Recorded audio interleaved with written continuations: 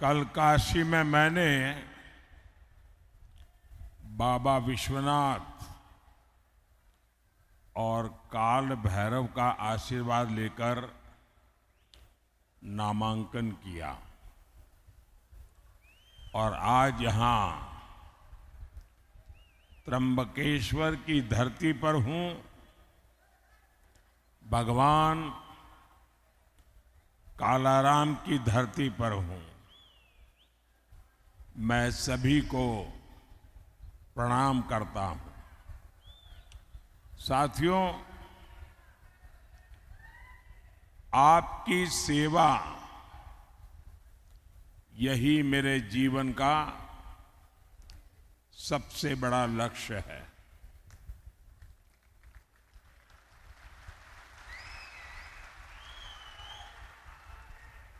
आपने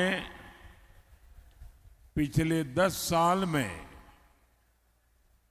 मेरा काम देखा है और अब मैं आपके पास आज आशीर्वाद मांगने के लिए आया हूं। तीसरे कार्यकाल के लिए आशीर्वाद मांगने आया हूं। विकसित भारत बनाने के लिए आशीर्वाद मांगने के लिए आया हूं। साथियों, एनडीए गठबंधन को कितनी बड़ी जीत मिलने जा रही है, इसका पता यहां इंडी गठबंधन के एक बड़े नेता की बातों से भी पता चलता है। वो जानते हैं कि इंडी गठबंधन का जो मुख्य दल है कांग्रेस, वो कांग्रेस इतनी बुरी तरह हार रही है, इतनी बुरी तरह हार रही है कि उनके लिए मान्य विपक्ष बनना भी मुश्किल है।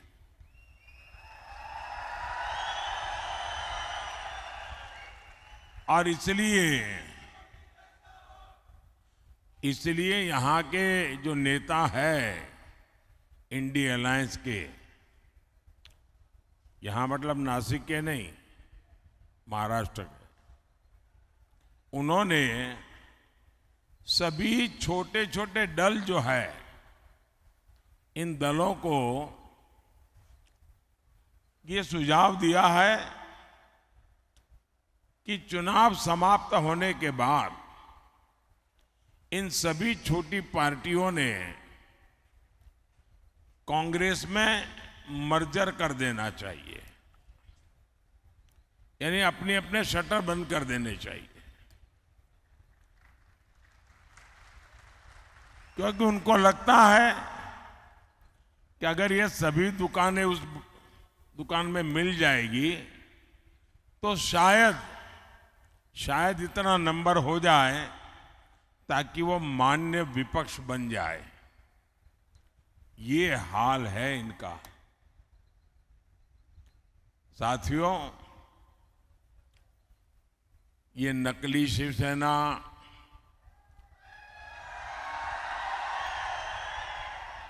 नकली राष्ट्रवादी पार्टी, इसका कांग्रेस में विलय होना पक्का है।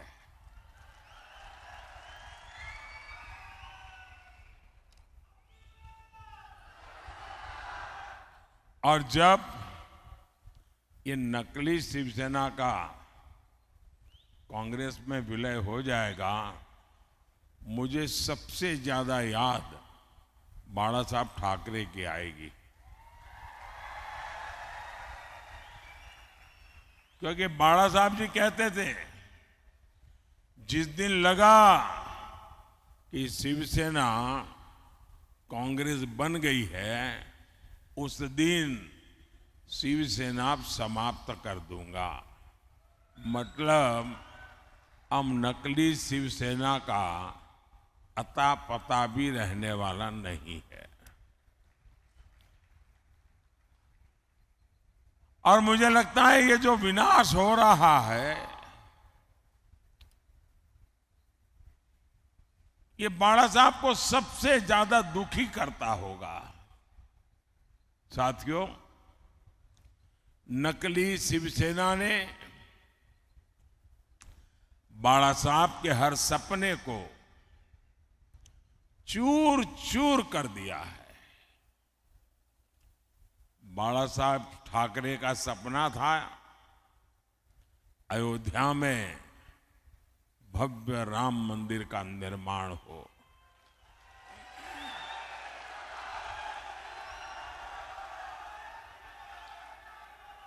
बाला साहब का सपना था जम्मू कश्मीर से आर्टिकल 370 खत्म हो। ये सपना पूरा हुआ, लेकिन इससे सबसे ज्यादा चीड़ ये नकली शिवसेना को हो रही है। कांग्रेस ने प्राण प्रतिष्ठा के निमंत्रण को ठोकर मारी।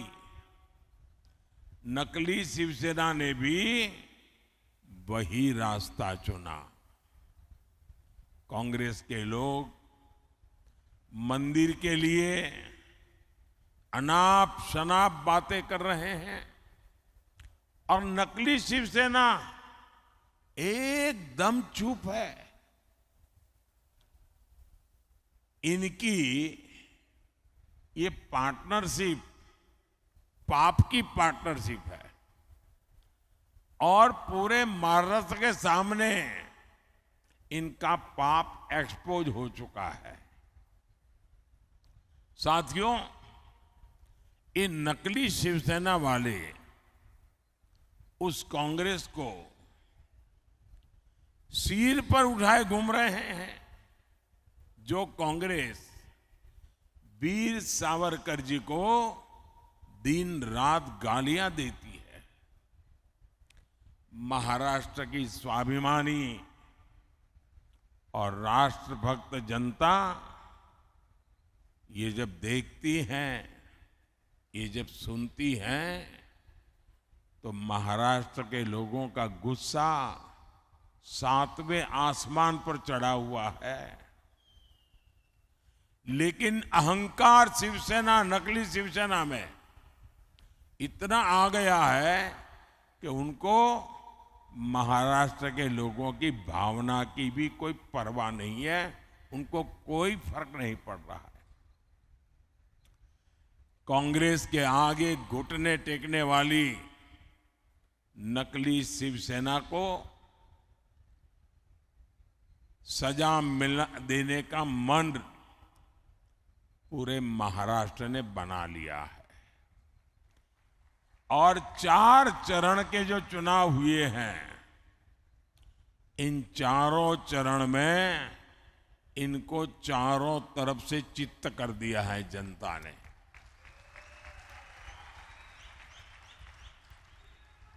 साथियों, आज मोदी गरीब को मुफ्त राशन दे रहा है। आज मोदी गरीब को पक्के घर दे रहा है। बिजली कनेक्शन, हर घर जल, उज्ज्वला का गैस कनेक्शन दे रहा है। हमने कभी भी न किसी का धर्म देखा है, न किसी का धर्म पूछा है। योजना सबके लिए बनाई जाती है, सबको योजनाओं का लाभ दिया जाता है, लेकिन कांग्रेस की नीयत रही है, इसका बहुत बड़ा खुलासा आज मैं 140 करोड़ देशवासियों के सामने करना चाहता हूं। और भगवान राम की ये धरती है एक प्रकार से, तो मुझे लगता है कि ये गंभीर विषय यहां पर उठाना ज्यादा अच्छा होगा। साथियों, कांग्रेस की सोच है कि देश की सरकारें जितना बजट बनाती है उसका 15% सिर्फ और सिर्फ माइनॉरिटी पर खर्च हो, यानी धर्म के आधार पर बजट का भी बंटवारा, धर्म के आधार पर इन्होंने देश को बांटा और आज भी वो धर्म के आधार पर भांति भांति के बंटवारे करने में लगे हुए हैं। कई साल पहले कांग्रेस ने धर्म के आधार पर बजट के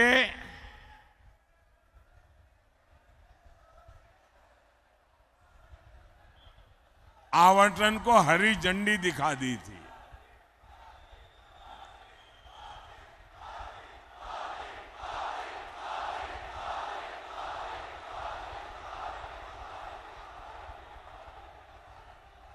जय श्री राम,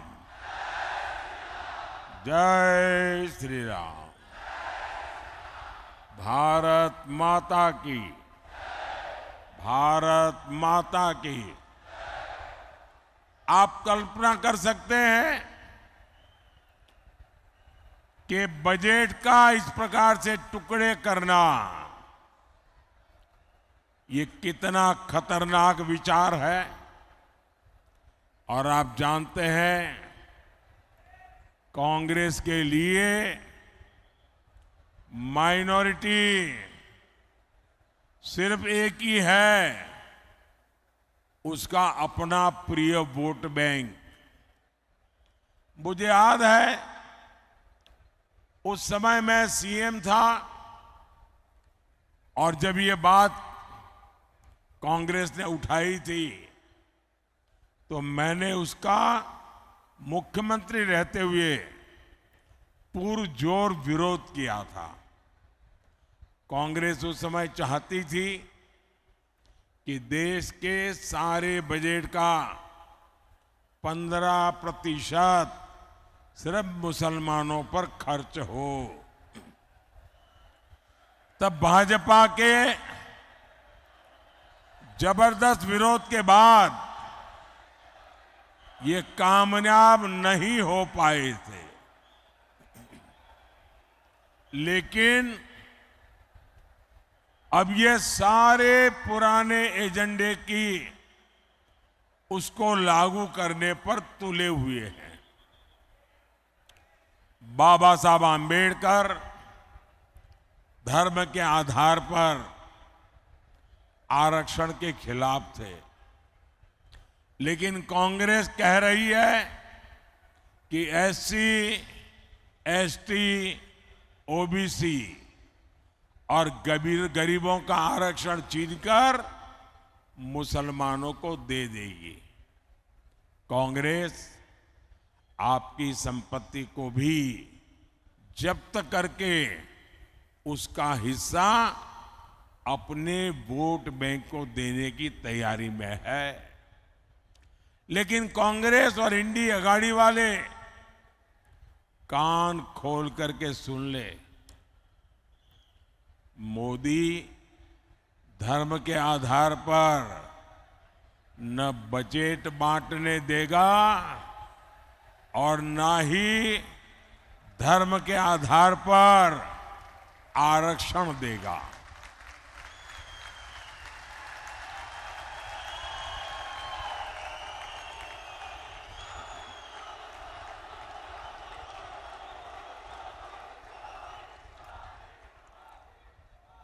वंचितों का जो अधिकार है,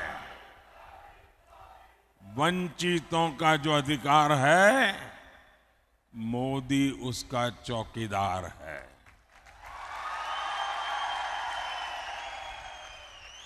भाइयों और बहनों, हम तो छत्रपति शिवाजी महाराज की प्रेरणा से काम करने वाले लोग हैं। ये चुनाव सिर्फ एमपी चुनने का नहीं है, बल्कि पीएम चुनने का है। ऐसा पीएम जो ताकतवर भारत बनाने के लिए कड़े और बड़े फैसले ले सके।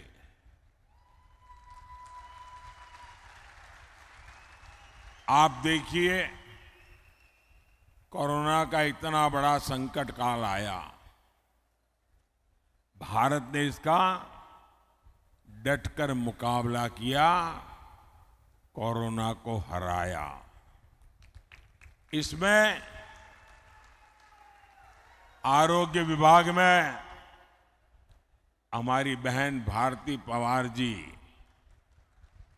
जो इस विभाग को देखती थी, उनका शांत और सेवा भाव बहुत काम आया। आज कोरोना के विरुद्ध भारत की लड़ाई की प्रशंसा पूरी दुनिया कर रही है। भारती जी के प्रयासों से यहां नासिक जिले के गांवों में करीब 600 आयुष्मान आरोग्य मंदिर बने हैं। यहां दर्जनों जन औषधि केंद्र खुले हैं।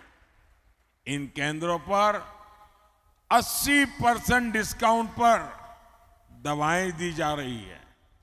इतना ही नहीं, नासिक की 2 लाख से अधिक गर्भवती महिलाओं के खाते में 6-6 हजार रुपया भेजा गया है। सिकल सेल एनीमिया से मुक्ति हो या फिर बच्चों का टीकाकरण, सरकार ने गरीब कल्याण का प्रयास पूरी ईमानदारी से किया है। साथियों, आपके स्वास्थ्य को लेकर अब तो मोदी ने एक और बड़ी गारंटी दी है। अब महाराष्ट्र के सभी परिवारों के 70 साल से ऊपर के जो बुजुर्ग हैं, उनको 5 लाख रुपए तक का मुफ्त इलाज ये मोदी की जिम्मेवारी रहेगी।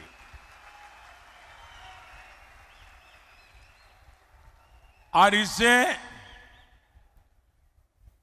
जो कमाने वाले बेटे बेटी हैं, उन पर से बुजुर्गों की चिंता कम होगी और बच्चों के लिए कुछ ज्यादा खर्च कर पाएंगे। भाइयों और बहनों, मोदी का पूरा फोकस किसान, नौजवान, नारी शक्ति और गरीब के सशक्तिकरण पर है। शेतकारी समाज ने मोदी के 10 साल भी देखे हैं। इससे पहले कांग्रेस, राष्ट्रवादी के भी दशकों का राज देखा है। और तब कृषि मंत्री तो यही महाराष्ट्र के ही थे। लेकिन तब कांग्रेस और इंडिया अघाड़ी ने आपकी कोई चिंता नहीं की। आज पीएम किसान सम्मान निधि के 12,000 रुपये हर साल यहां हर किसान परिवार को मिलते हैं। यानी आने वाले 5 साल में कम से कम 60,000 रुपये हर किसान को मिलना तय है। पहले 1 पैसा भी मिलता था क्या? मैं मानता हूं मेरे किसान भाई बहन मोदी को कभी भी भूलेंगे नहीं। कांग्रेस के राज में किसानों के लिए झूठे पैकेज घोषित होते थे। कोई किसान बता दे, क्या आपको इन पैकेज में से 1 रुपया भी मिलता था? साथियों, मोदी किसान हित को हमेशा सर्वोपरि रखता है।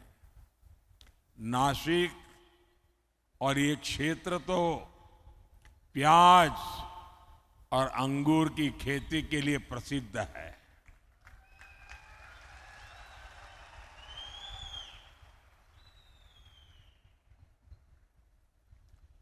ये हमारी सरकार है जिसने पहली बार प्याज का बफर बनाने की व्यवस्था शुरू की। पहले के सरकारों में ऐसी कोई व्यवस्था ही नहीं थी। हमने पिछले सीजन में 7 लाख मैट्रिक टन प्याज किसानों से खरीदा है। अब फिर सरकार 5 लाख मैट्रिक टन का बफर तैयार करने में जुटी हुई है। बीजेपी एनडीए सरकार के प्रयासों की वजह से 10 साल में प्याज का एक्सपोर्ट 35% बढ़ा है, 35% बढ़ा है। अभी 10 दिन पहले ही प्याज निर्यात पर लगे बैन को हटा दिया गया है। पिछले 10 दिनों में 22,000 मैट्रिक टन से ज्यादा प्याज का निर्यात हो चुका है। सरकार ऑपरेशन ग्रीन के जरिए प्याज के ट्रांसपोर्टेशन पर भी सब्सिडी दे रही है। अब इस मिशन को फिर से लागू किया जा रहा है। इसी तरह यहां जो क्लस्टर डेवलपमेंट प्लान बना है, उसका फायदा हमारे अंगूर के किसानों को होगा।